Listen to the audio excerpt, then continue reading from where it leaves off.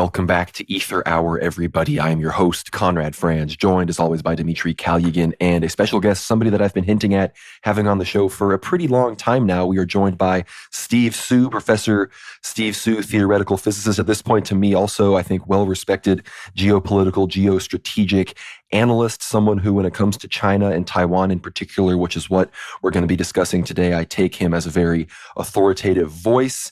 Everyone should look him up on X. We're going to have all of his stuff linked down below, but we're going to, be discussing sort of the state of what we consider the ongoing Third World War from the perspective of the Eastern Front, the Taiwanese Straits, Taiwan itself, the island of Formosa, everything going on over there in the South China Sea, the standoff between Beijing and Washington, and I think the geopolitical reality on the ground there, Taiwanese politics themselves. I think a lot of Westerners have been misled on this stuff, and listening to Steve on podcasts like Geopolitics and Empire and other shows that I think a lot of our audience are familiar with has really enlightened me to a lot of things in China that I've since taken into my research and elucidated upon in this show. So before I ask Steve to introduce himself, Dmitry, how are you doing? Doing great, Conrad. I'm excited to be here to speak about Taiwan, or as it was called in the past by the Portuguese, Formosa, the beautiful island. In fact, it is very beautiful. I've never been there, but I have been close by and I have seen sort of the landscapes. It would be amazing to get Steve's perspective on the geopolitics and, of course, the history of this complicated part of the world. Thank you, Steve. Yeah, and this is such a huge topic. We always hint at it. Even when nothing explicit happens in Taiwan, every week when we talk about the news, it's always lingering over everyone's shoulder, wondering what's going to happen. Is China going to make a move? Is the U.S. going to do something and escalate? So before we get into all of that, for anyone in our audience that is not familiar with you, Steve, feel free to introduce yourself. I know you experienced some sort of academic cancellation in 2016, 2017, the early days when wokeness was reigning ascendant in academia. In many ways, it still is, of course. So feel free to give us a backstory. What are your credentials? Who are you? And again, thank you so much for joining us. Yeah, it's great to be here. I enjoy your show, and I actually agree with the basic premise that we're sort of in the beginnings of what could turn into World War III. A little bit about my background. My main background is as a theoretical physicist, but I've also been a startup founder, and I have a fair amount of experience working with both research institutions and companies in China proper and also in Taiwan. So I would say I've had a broad exposure to those polities. Another thing to add is that I grew up during the Cold War. I'm probably older than most of your guests. So, when I was growing up, we were involved in a very serious security competition between the United States and the USSR. And if you were interested in physics, like I was, you tended to get interested also in the military technology, nuclear weapons, missiles, things like that. And I find people today don't understand any of that stuff very well, which is shocking to me because we're getting back into a serious security competition. One final thing about my background is about half of my extended family, both my parents were immigrants. So I have extended family both in mainland China and in Taiwan. And so I'm regularly involved in conversations which involve, people's political opinions or projections about what will happen in that part of the world. And, maybe that, I think you hinted at that in your own intro. That's something like most Westerners or Americans don't have any concept of.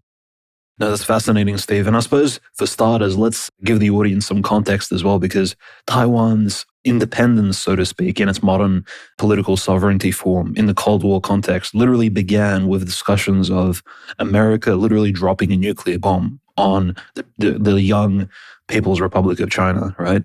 Of course, run at the time by the Communist Party of Mao Zedong and the Kuomintang, as well as the leader, Chang Kai-shek, fleeing to Taiwan at the time. And of course, the People's Republic of China forces essentially trying to pursue them, and the US threatening, or at least even planning, to drop a nuclear bomb on China. And that surprises many people because there's still discussions, and we just had the anniversary of the Nagasaki, Hiroshima bombings and how horrible that was. But no, the American establishment had real considerations of, beginning the Cold War with literally a bang.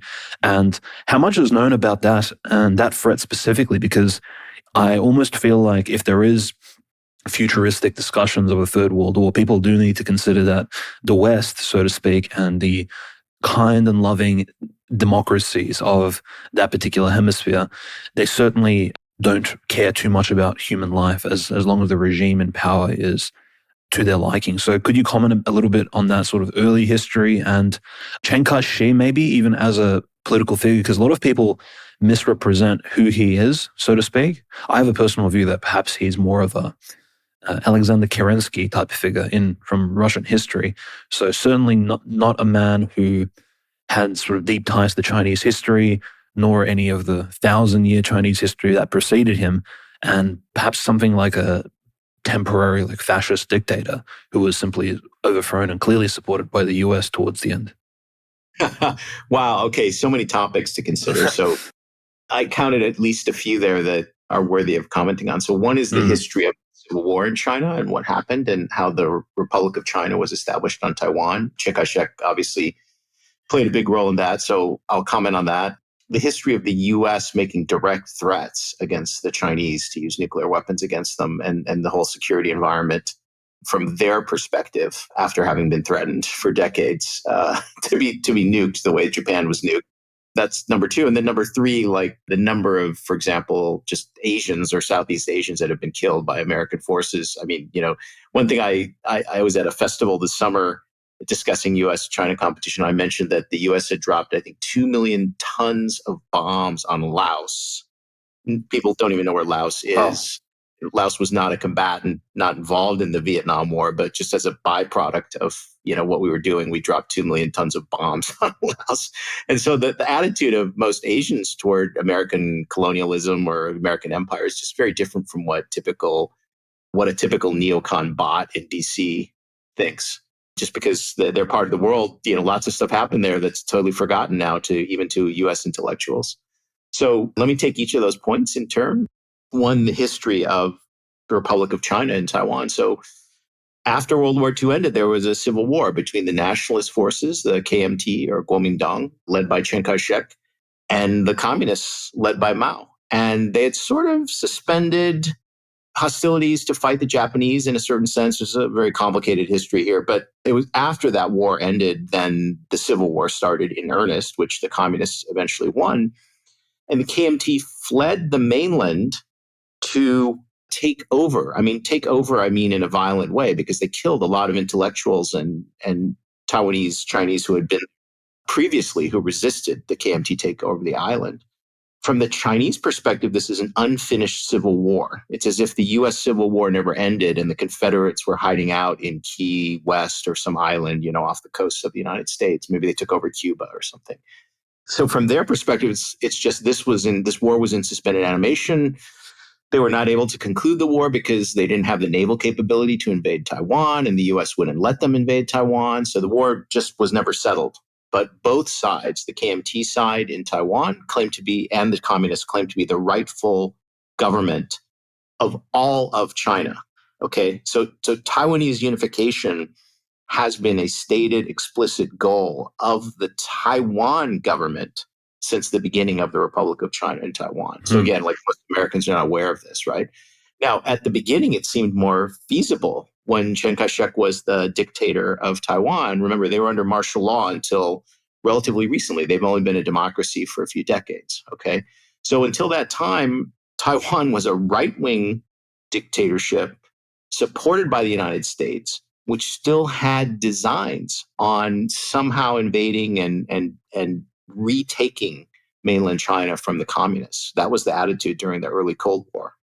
So a lot of that is just, forgotten history, but that political situation, is still embedded today so now you have a group, the DPP, which is a kind of pro-independence political party in Taiwan, which is favored by the US government now, not the KMT, which wants Taiwan to become an independent nation.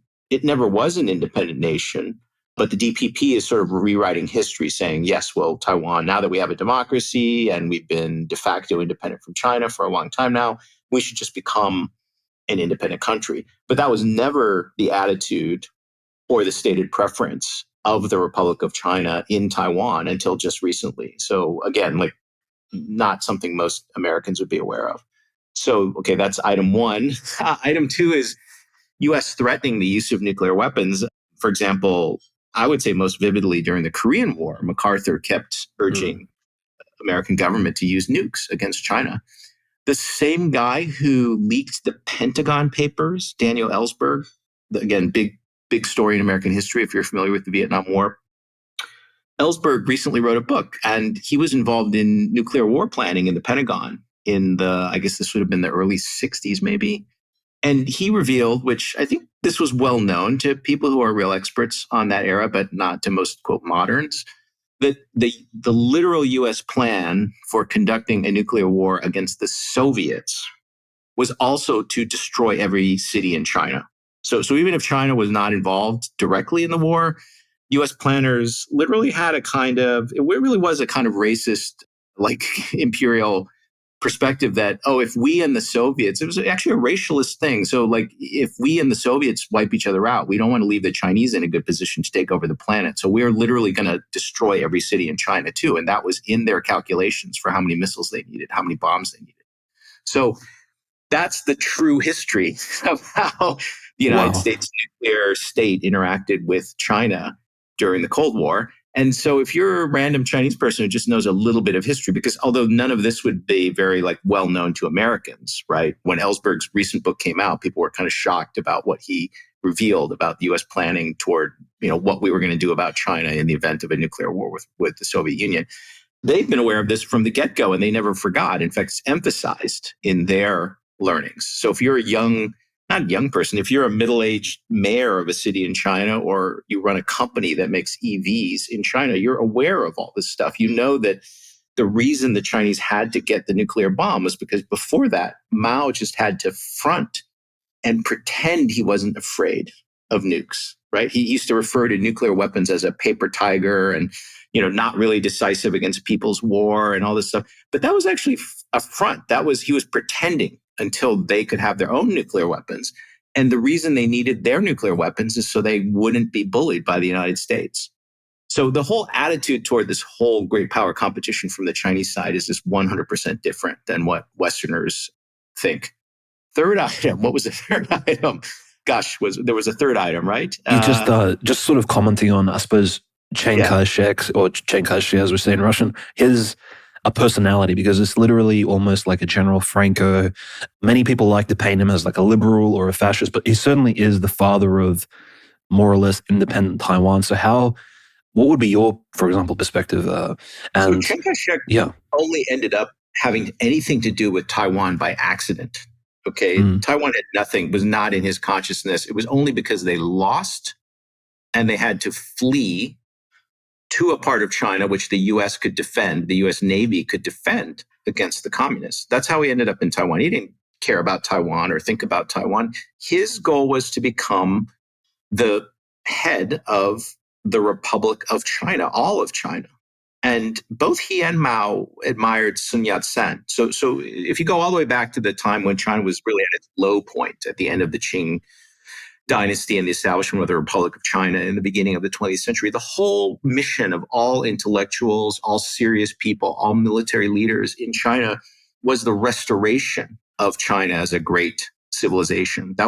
All of them could agree on that. Some of them were Marxists, some of them, were more like right-wing fascists, but they all wanted to restore China as a great nation again, and a nation that wouldn't be preyed upon by external powers, whether Japan or Western powers. So they all had that in common. And so I'm actually related by marriage to Chiang Kai-shek through my mother's side of the family. Oh, wow. And it's a very complicated story. I mean, this guy had all kinds of faults. Certain Americans who were involved in, the decision of how much to support the KMT in China thought he was a corrupt, right-wing, jerk, loser. Other people thought he was a reasonable person who could defend American interests or the interests of, democracy in China, in the long run, democracy, not in the short run. But it's a very complicated story. I don't think there's any simple story you can tell about Chiang Kai-shek. If you really study all the things that happened, like, for example, at one point he was actually kidnapped by the communists but then later released. So the story is so complex, it would take several shows just to go through all of it. Many such cases. We talk about many figures on the show that we've hinted at on our World War Now weekly episodes or interviews with other guests. And then all right, guess we got to do a whole individual Ether Hour episode exclusively on this person. And sometimes that turns into part 2, part 3. So Chiang Kai-shek may be one of those characters, but maybe one comment I'd like to make about Chiang Kai-shek and the KMT in Taiwan is, again, They showed up in Taiwan. They were fleeing because they had lost the Civil War. They took with them all kinds of treasures from the Palace Museum in China. So one of the best collections of Chinese art is actually in Taipei at the Palace Museum. So the nationalists took all that stuff. They took all the gold. They took lots of stuff as they fled, losing that Civil War. And when they got to Taiwan, they brutally killed, massacred anyone who would resist KMT control over the island. And they ran the country as a military dictatorship for a long time, just as South Korea was run as a military dictatorship. And you could argue that an authoritarian regime is what you need in East Asia to develop your country to the point where you can shift over at a later stage to democracy. Okay, so if you look at Japanese history, if you look at South Korean history, if you look at Taiwanese history, the history of Taiwan, it's the same thing. Military dictatorship, lots of, in some sense, corruption, where there are deals made between wealthy families and the state to get the Formosa plastics business or to get the chip business, or lots of stuff is happening which wouldn't happen in the ideal sort of quote good democracy that the U.S. wants to paint Taiwan as today. But then gradually, eventually, they can make that transition to a democratic state. And a lot of people who have the most negative view of communist China, PRC, don't realize they're passing through an authoritarian phase too to get all this shit done, like roads built, airports built, trains, developing universities and technology. They're going through that authoritarian phase, and it's not clear at all to me whether they will or will not evolve into something more like a devolved a democracy with power devolved a little more broadly in the society, just as all these other nations did that I mentioned. No, I completely agree. And I mean, look what happened, what was going on in the early 20th century. You can call, of course, everyone hates Nazism, fascism. We all went to war against them. We all know what was happening. But you had fascism in Germany. You had Stalinist communism in the Soviet Union.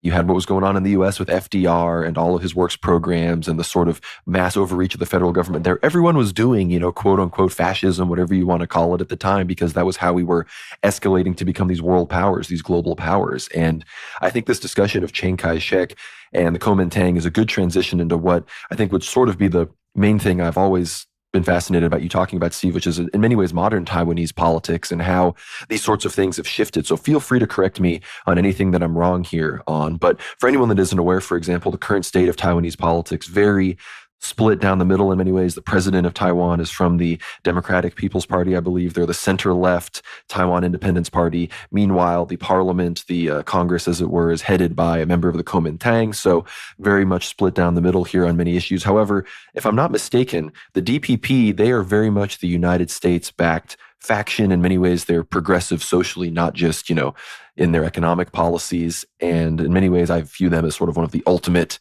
U.S. sort of Zog empire puppets and how they manifest themselves. But at that same time, we have the Kuomintang, who are considered the original Taiwan Chinese nationalists, that not only want, independent Taiwan, but they want to, retake all of mainland China and make it under the Republic of China. But if I'm not mistaken, and I heard you commenting on this a few years ago, have the nationalists not in many ways sort of accepted that the CCP, and especially since Deng Xiaoping and now with Xi Jinping, have in many ways succeeded in implementing a nationalist vision for the Chinese people and are thus a bit less separatist, as it were, than the ruling Liberal Party? Am I mistaken on this?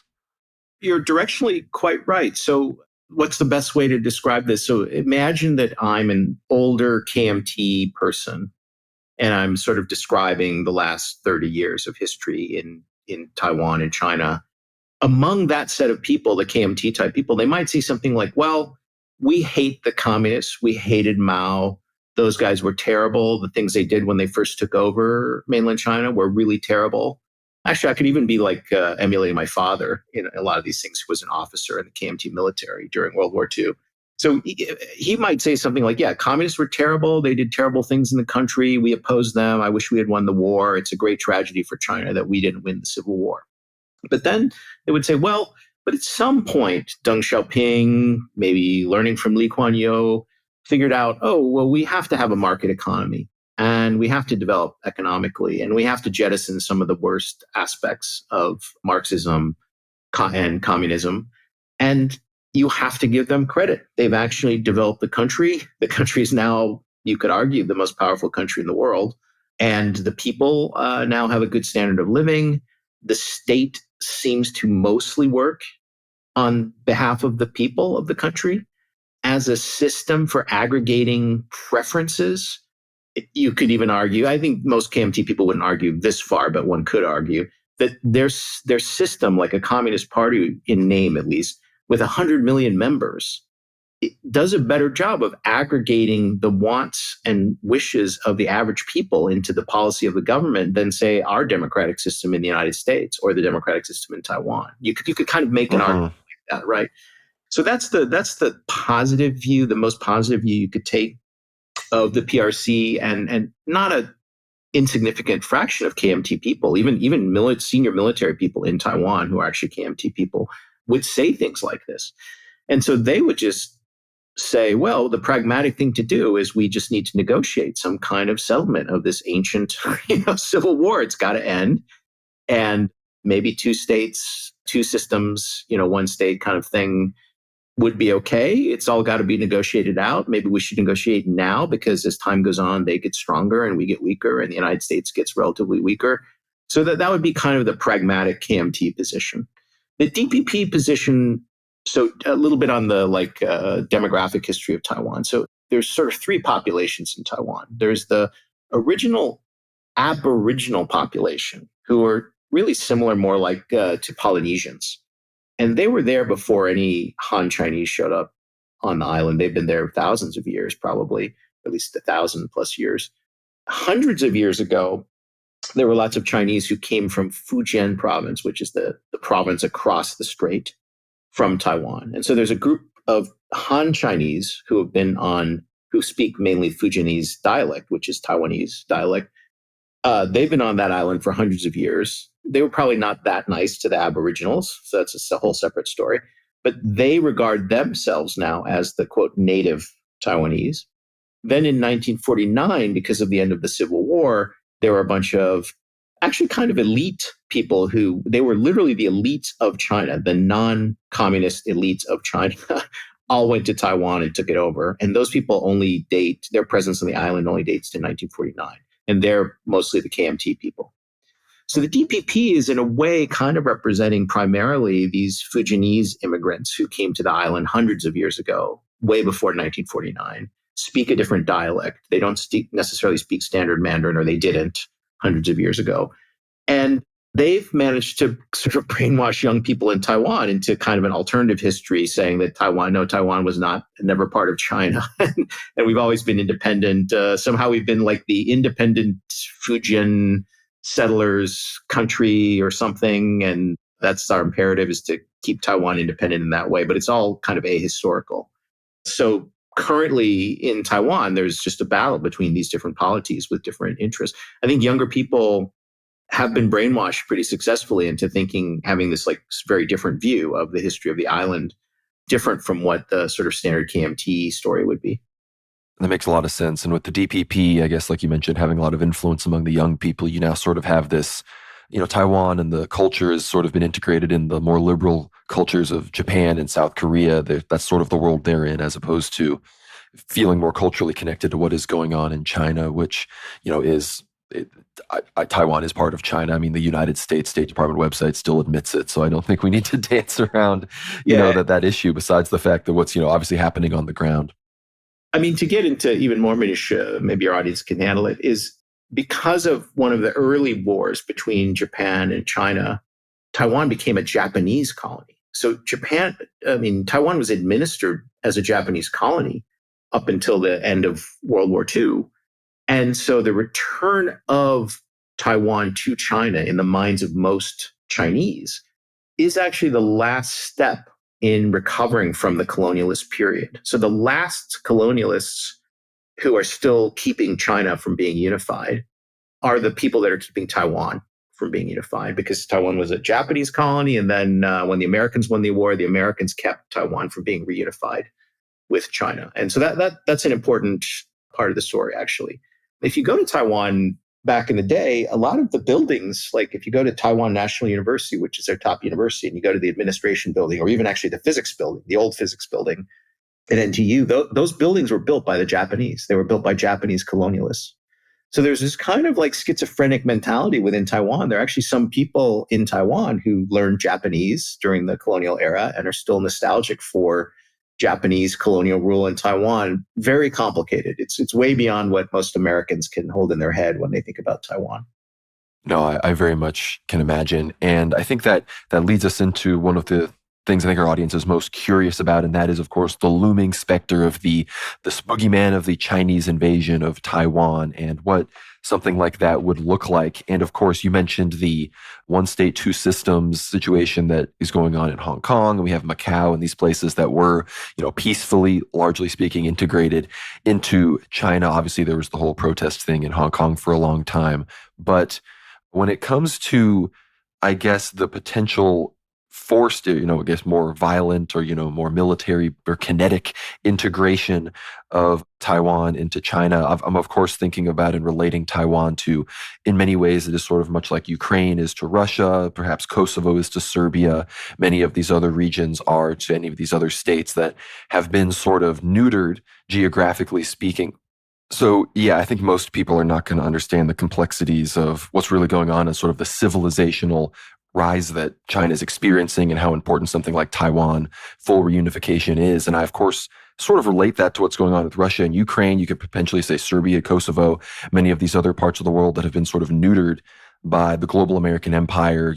Serbia has been deprived of its access to the ocean with Montenegro and is separated from them. Ukraine, obviously, the whole Crimea issue that Russia sort of forced to bring to the fore back in 2014. Many people are wondering, how important is this to China? Will they conduct a special military operation? I think the United States has convinced people that that is imminent. There was that recent interview with Sky News from, I believe, the deputy foreign minister of the Republic of China right now, saying that China is about to invade imminently. So I guess just to dive right into that, the show is called World War Now. We do a little bit of war gaming here. What do you think would that look like? Do you think that, obviously you've talked about how ultimately on the long enough time frame, China benefits from waiting this out. I've maintained this on the show for a long time now, the shipbuilding capabilities, the technological sort of quick acceleration that China is advancing past the United States in a lot of ways, they benefit from waiting. They don't benefit from accelerating this conflict. So in many ways, the US is trying to bait China into perhaps going in sooner than, they would wish. So because the United States knows that as every day goes by, China's capabilities increase sort of relative to their own. And I've speculated on the show that potentially China could take something like the Kinmen Islands or some of these other outlying islands right off the coast of the PRC before they ever even attempted to mount a full-scale invasion.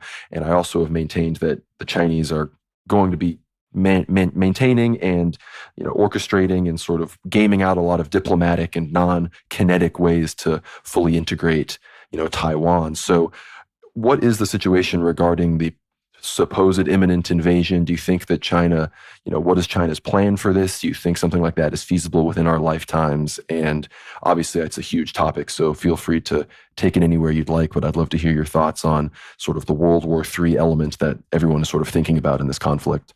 Yeah, so if you think about a hot conflict over Taiwan, maybe a Chinese invasion of Taiwan, I would say that I know very few people on the Chinese side, even within East Asia, so people in Taiwan or analysts from Japan or South Korea, who think that PRC has to be in a hurry to do this. I think most analysts in that part of the world would say time is on China's side for various reasons. Like if you just look at this 200-to-1 shipbuilding capability differential between the Chinese and the Americans, or the fact that they seem to be getting ready to launch 6th generation fighters, and the US is probably going to be 5 or 10, maybe 5 years behind at least in getting 6th generation fighters going. For a number of reasons, it just seems like the balance sheet is trending in favor of PRC versus the United States and versus Taiwan. So they're not in a hurry to do it. If you go to Washington, then you can find more sort of diverse takes on the strategic situation. I would say largely because people are just clueless in the United States about what's really going on, or how to compare the Chinese economy or technology level in China to the United States. So just because there's more diversity in the level of understanding, there's more diversity in the sort of strategic analysis around a Taiwan invasion. So But for people who actually know the score, I think very few, I don't know of any credible people who claim it's going to happen soon. That doesn't mean it won't happen soon. So I think Xi Jinping wants his military to be capable of doing it in the short run if they have to. And obviously, if, for example, there was a declaration of independence from Taiwan, an explicit declaration from Taiwan, they would have to go just for political reasons. But I don't think the Taiwanese want to do that. I don't think the Chinese want to do it. There might be some American war hawks who want that to happen sooner rather than later, because maybe in their strategic calculation, that's the way they can basically stop the rise of China, is that if they can get them to go prematurely and fail. Maybe they feel like, oh, the government could collapse over something like that.